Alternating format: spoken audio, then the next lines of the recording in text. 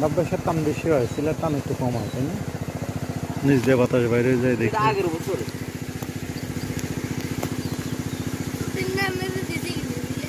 আপনারা দেখুন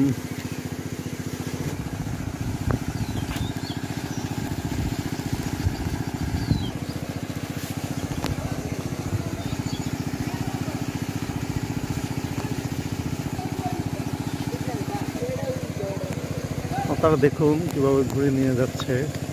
জানি না আপনাদের এলাকায় এটা কী নামে পরিচিত, তো আমাদের এলাকায় চিলগুড়ি নামে পরিচিত, অনেকেই শিলা বলে থাকেন।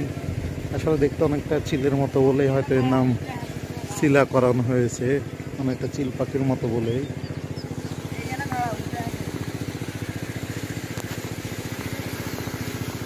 দেখুন কম বেশি সবাই এরকম। রান বাতাস কিন্তু বারা বারা